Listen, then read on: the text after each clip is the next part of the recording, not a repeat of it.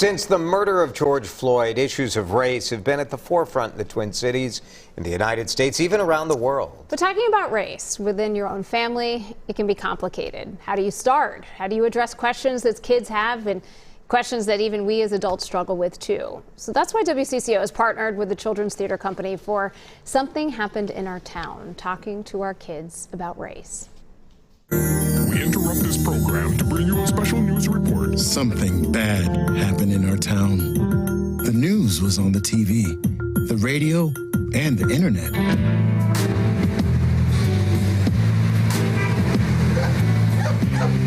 The grown-ups didn't think the kids knew about it, but the kids in Miss Garcia's class heard some older kids talking about it, and they had questions.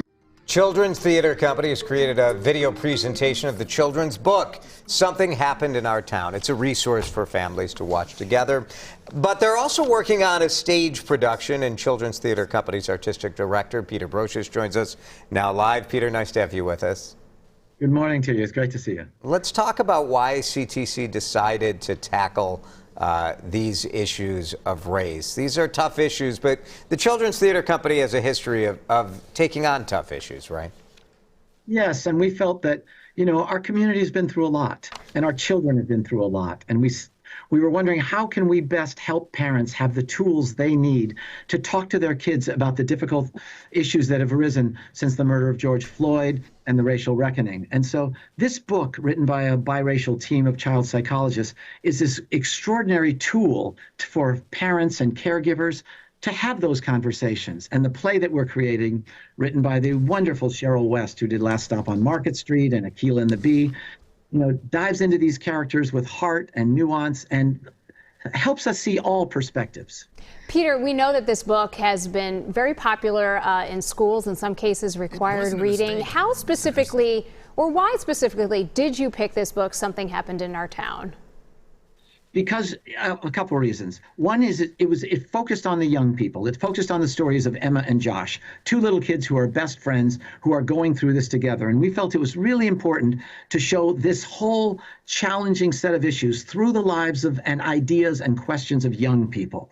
And to also show families wrestling with these issues, because that's what this book did, and that's what this book does every day by helping parents have those conversations. And we knew those are difficult conversations, and yet they can be joyous conversations and fulfilling conversations, because we know kids have these questions. And they want answers. Yeah, Peter, adapting a book like this to a stage production can be challenging, right? The book isn't very long, and it's a different deal when you're talking about a play. Where are you at on that process? Well, we brought aboard, as I said, the wonderful playwright Cheryl West, the director Timothy Douglas. So we have a fantastic team.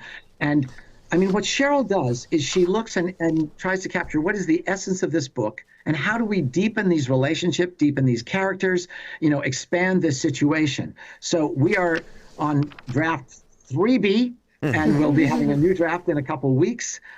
We are in the process of casting the show. We're in the process of designing the show, and we cannot wait to open this in 2022.